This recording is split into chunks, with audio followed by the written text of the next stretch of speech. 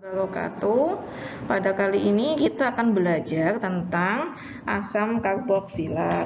Asam karboksilat merupakan salah satu golongan senyawa turunan dari karbonil. Baik, berikut ini kita perhatikan struktur dari asam karboksilat. Asam karboksilat mengandung gugus karboksil, COOH. CO di sini adalah gugus karbonil, OH adalah hidroksil, sehingga namanya gugus karboksil. Nah, bisa dilihat di sini. Jadi di sini sebagai penanda kalau asam karboksilat itu ada gugus karbonil di bagian tengahnya, kemudian mengikat alkil, ada mengikat OH di bagian ujungnya. Asam karboksilat merupakan asam lemah, tetapi merupakan asam yang lebih kuat dibandingkan alkohol atau fenol karena adanya stabilisasi dan resonansi anion karboksilat. Apa saja kegunaan asam karboksilat? Kegunaannya yaitu pertama, sebagai bahan baku senyawa turunan asil, bisa ester, amida, dan klorida asam. Nah, bahan-bahan ini digunakan sebagai bahan baku obat, misal sebagai bahan baku sintesis untuk sintesis metil ester atau golongan ester lainnya. Untuk asam karboksilat, banyak terdapat di alam dari oksidasi alkohol dan aldehid dalam proses. Contohnya, di sini ada asam cuka atau asam asetat. Nah, ada contoh lagi, ada asam butanoat. Kemudian ada asam alifatik rantai panjang hasil degradasi lipid. Sebagai informasi, asam karboksilat merupakan penyusun dari lipid. Materi lipid nanti akan disampaikan pada bab-bab berikutnya. Bagaimanakah tata nama asam karboksilat? Untuk tata nama hampir sama dengan golongan yang lainnya. Ada dua kategori untuk penamaan. Ada penamaan sistem IUPAC dan penamaan sistem trivial. Nama IUPAC ini mengikuti asas penamaan internasional. Penamaannya sama seperti golongan alkana. Kita melihat dulu berapakah jumlah C-nya. Kemudian kita hitung berapakah C-nya, baru kita menentukan rantai induknya. Nah, untuk namanya, kalau alkana berakhiran A, tapi untuk asam karboksilat berawalan asam, kemudian berakhiran oat. Misal di sini ada HCOOH, kan di sini C-nya 1. Kalau di alkana kan namanya metana. Kalau sistem IUPAC untuk asam karboksilat namanya asam metanoat. Tetapi ada juga nama trivialnya atau nama umum. Untuk nama trivialnya, asam metanoat adalah asam format. Begitu juga seperti ini, ada 1, 2, jadi ada 2 etana, namanya asam etanoat. Nama trivial adalah asam asetat yang kita kenal sebagai asam cuka. Ini ada 1, 2, 3, 4, C-nya 4 jadi butana, asam butanoat. Nama trivialnya adalah asam butirat. Jika ada pejabangan rantai atau adanya gugus fungsi lain, maka penomoran dimulai dari atom C gugus karboksil. Jadi ketika ada karbonil itu adalah C nomor 1. Jika gugus fungsi dirangkai dengan suatu bangun siklik, maka namanya didahului dengan kata asam dan diakhiri dengan karboksilat. Yuk kita lihat contohnya. Berikutnya adalah berbagai contoh penamaan senyawa asam karboksilat. Misal di sini ada asam propenoat. Kenapa ada N di sini? Jadi adalah golongan alkena yang kebetulan dia memiliki gugus karboksil. Di sini ada rangkap ya. Jadi di sini kita hitung berapa C-nya, ada 1, 2, 3 propana. Tapi dia memiliki ikatan rangkap di C nomor 2. Kemudian ada gugus karboksil namanya asam propenoat. Nah, ini nama trivialnya adalah asam akrilat. Ada juga seperti ini adalah 1, 2, 3, 4 butana. Dia di C nomor 2 ada ikatan rangkap. Kebetulan posisi hanya pada posisi trans atau percamanya ada posisi trans. Jadi namanya asam trans 2 butenoat atau asam krotonik sebagai nama trivialnya di sini. Kemudian di sini ada asam trans 3 fenil propenoat. Jadi dari sini ada cincin benzena, dia sebagai cabang atau kenal dengan istilah fenil. Ini rantai utamanya adalah 1, 2, 3. Utama adalah 3, jadi propana. Jadi namanya bagaimana? Kita lihat dulu di sini. Di C nomor 2 ada ikatan rangkap ya. Di C nomor 3 ada gugus fenil. Jadi namanya asam trans 3 fenil propenoat. Nah, senyawa ini merupakan nama lain dari asam sinamat. Berikut ini ada contoh lagi. Bagaimanakah kalau seperti ini? Jadi di sini kalau misalkan ada cabangnya, jadi ingat nomor 1 dimulai dari C karbonnya 1, 2, 3, 4, 5. Jadi pada C nomor 5 ada gugus hidroksil ya. Jadi namanya asam 5 hidroksiheksanoat. Kemudian misalkan di sini bagaimana kalau ada 2 gugus karbonil? Nah, di sini juga sama sistemnya. Jadi kita penomboran dulu pada C berapakah ada cabang karbonil. 1, 2, 3, 4, 5. Namanya asam 5 oksoheksanoat. Ini juga pada C4 ada cabang amino atau NH2, asam 4 amino butanoat. Jadi itu ya dipahami dulu, ditentukan dulu manakah kanta induknya. Setelah itu dihitung apakah C-nya, baru ditentukan pada C nomor berapakah ada percabangan gugusnya. Ini ada contoh lagi, ada contoh misalkan bagaimana Bu kalau misalkan di sini ada dua gugus karboksil seperti ini. Nah, ini adalah contoh dari asam oksalat. Nah, itu nama trivialnya.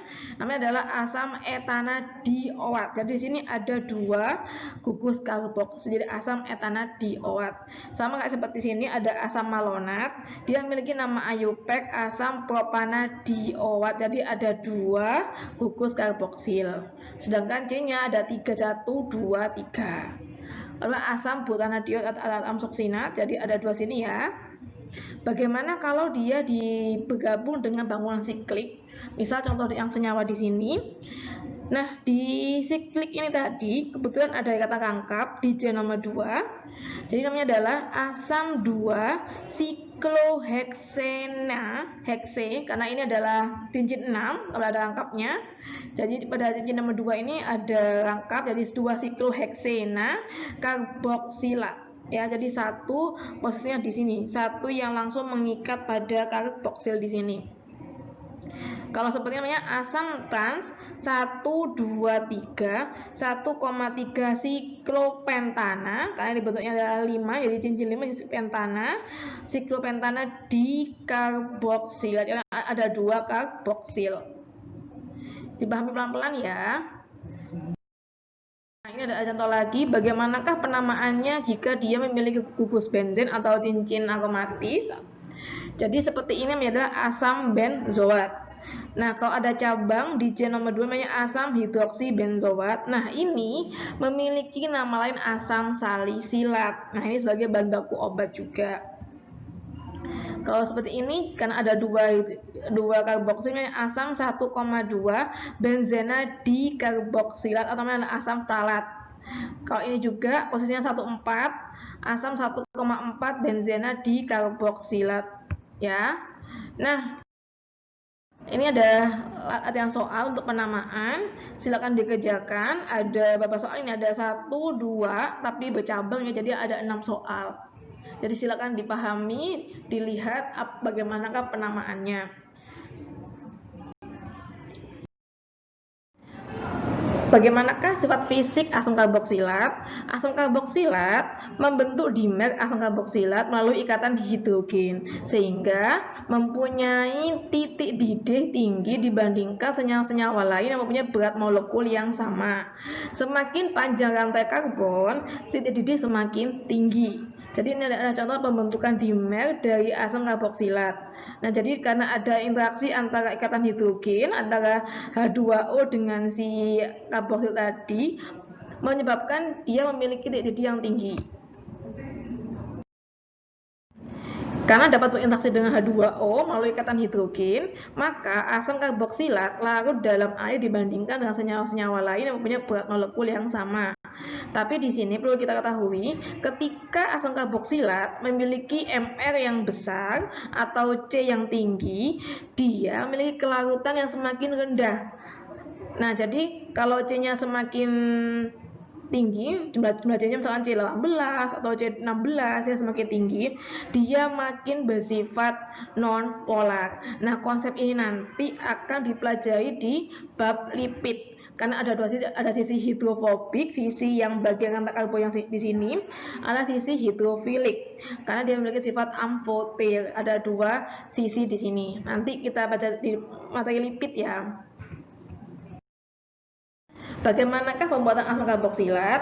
Pertama, melalui mekanisme hidrolisis. Jadi di sini artinya kita menambahkan H2O. Jadi di sini misalkan ada senyawa ester, amida, anhidrida asam, ada halida asam dan nitril. Ini merupakan turunan dari asam karboksilat. Ketika ditambahkan dengan H2O, maka dia akan membentuk asam karboksilat kembali. Kemudian yang kedua adalah oksidasi. Jadi ketika alkohol primer direaksikan dengan oksigen dan menggunakan katalis oksidator, dia membentuk asam karboksilat.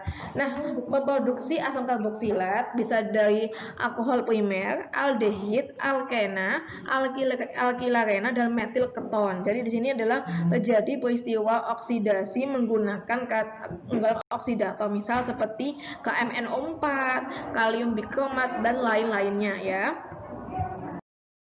Yang ketiga, melalui mekanisme reaksi Grignard.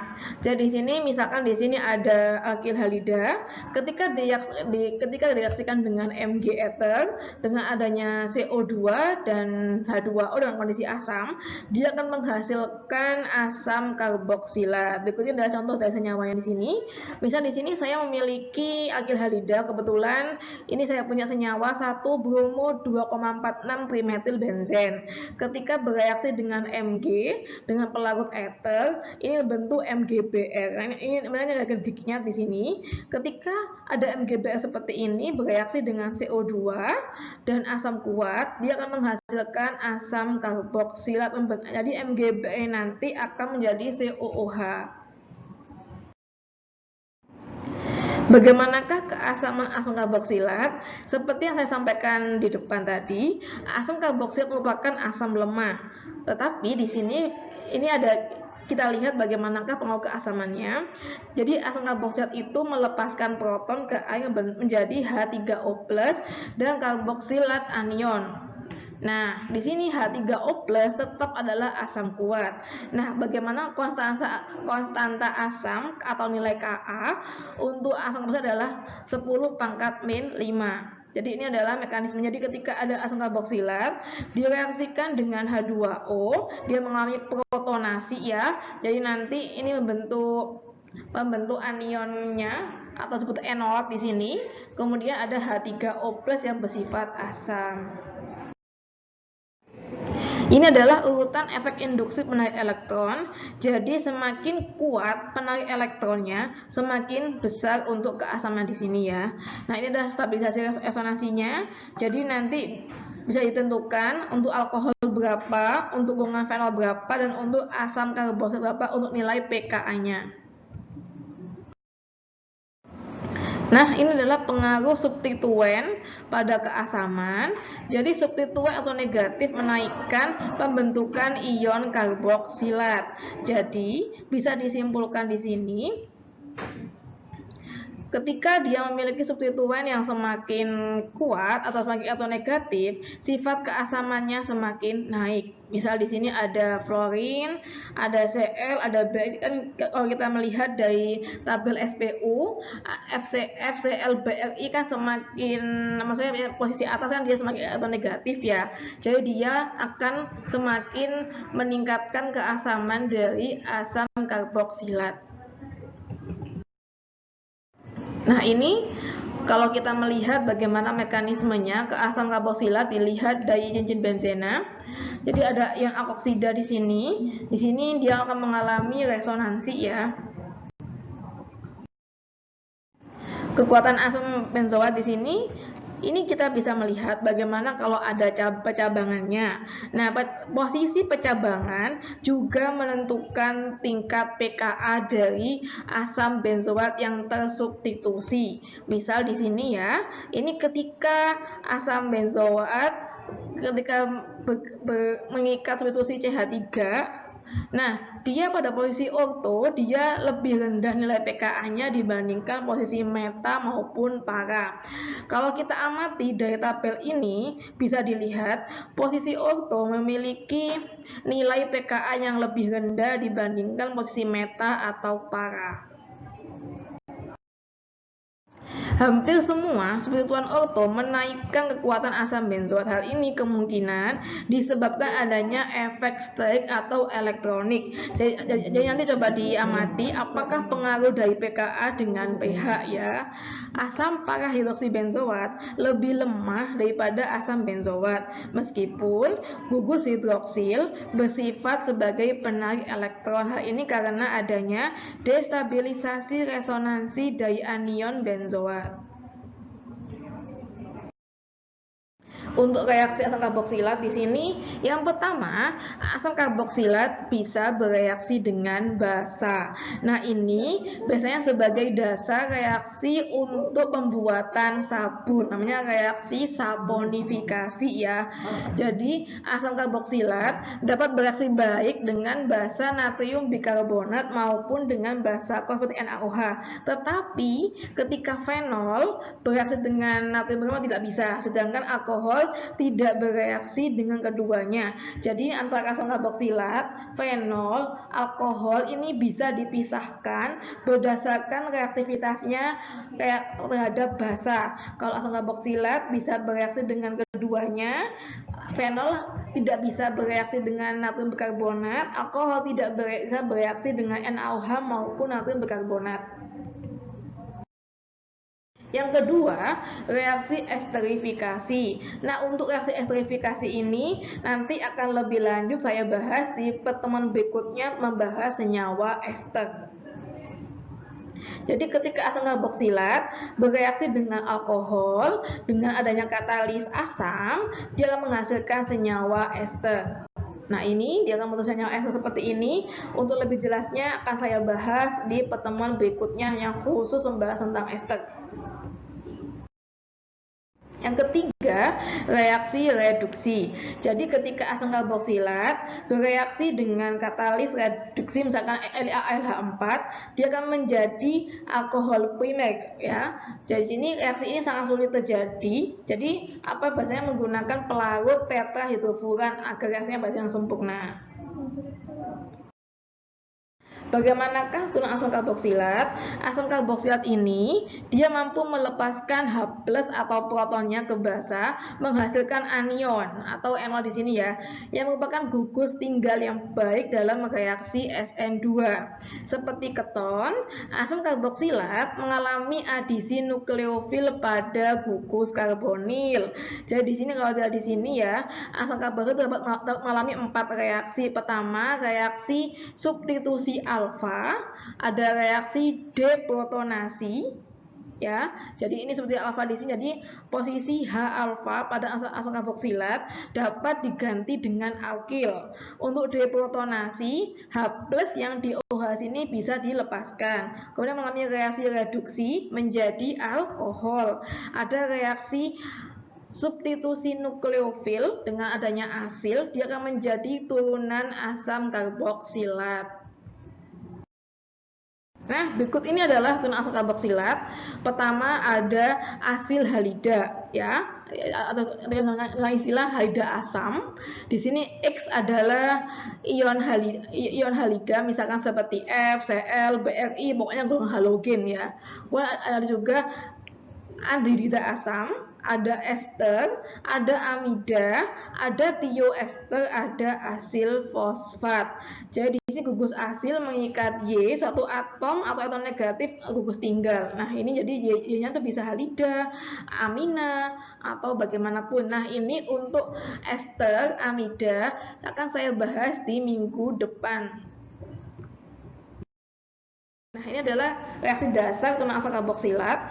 Jadi ketika ada karbonil di sini, jadi ini reaksinya hampir sama kayak reaksi keton yang terdahulu atau reaksi karbonil secara umumnya. Ketika di sini ada Y atau gugus tinggal, ketika bereaksi dengan adanya nukleofil yang lebih kuat, Y akan digantikan dengan nukleofil. Untuk Y-nya ini bisa halida, bisa asiloksi atau alkoksi, amina, tiolat atau fosfat, tergantung dia bereaksi dengan apa. Yang pertama, halida asam. Halida asam ini dia berasal dari asam karboksilat. Untuk penamaannya dia mengganti at dengan il. Misalkan asetil klorida, ini dari asam asetat. Misalkan ini benzoil bromida, ini dari asam benzoat, ya. Kemudian ada sikloheksane karbonil klorida, ini dari asam sikloheksana karboksilat. Kemudian juga ada anhidrida asam. Jadi di sini dia ada penggantian di sini. Jadi awalnya ada asam asetat di sini, kemudian di sini dia bergabung dengan asil dengan asilnya, jadi dia menjadi anhidrida asam. Asam monokarboksilat yang tersubstitusi pakai bis di depan nama asamnya. Anhidrida asimetri namanya berdasarkan alfabet. Lalu juga ada amida. Untuk amida nanti dijelaskan minggu berikutnya lagi ya. Jadi nama asam owat diganti dengan amida, nama belakangnya di sini. Bagaimanakah reaktivitas turunan asam karboksilat? Jadi di sini kalau kita lihat di sini, yang lebih reaktif jadi adalah yang asil klorida. Nukleofil bereaksi lebih mudah dengan gugus karbonil yang tidak memiliki cabang. Gugus karbonil semakin bersifat autofilik, reaksi adisi semakin reaktif adanya asil halida tadi. Nah, jadi kalau dilihat di sini, yang paling aktif adalah asil klorida, kemudian amida yang kurang aktif. Nah, hasil intermediate ini akan mempunyai leaving group yang baik. Kalau lihat di sini, jadi yang paling aktif adalah asil klorida. Jadi kita bisa lebih mudah merubah derivat asam yang lebih reaktif menjadi kurang reaktif. Reaksi dengan cara tidak umum memerlukan penyelesaian yang sangat kompleks. Biasanya ini dipilih kalau misalkan untuk sintesis dipilih yang kurang reaktif sebagai gugus pelindung. Ini adalah ringkasan reaksi asam karboksilat. Jadi di sini turunannya asam karboksilat meliputi apa saja. Jadi asam karboksilat ketika bereaksi dengan H2O, dia dapat mengalami reaksi hidrolisis. Kemudian bisa juga mengalami alkoholisis, bisa mengalami aminolisis, dia membentuk amida. Yang ini ketika hidrolisis dari gugus karbonil ini, dia akan mengalami namanya tuh hidrolisis membentuk asam karboksilat, alkoholis membentuk ester, aminolisis membentuk amida, reduksi dia di sini membentuk aldehid, ya. Kemudian ketika berhasil dengan reagen Grignard, dia akan menghasilkan keton.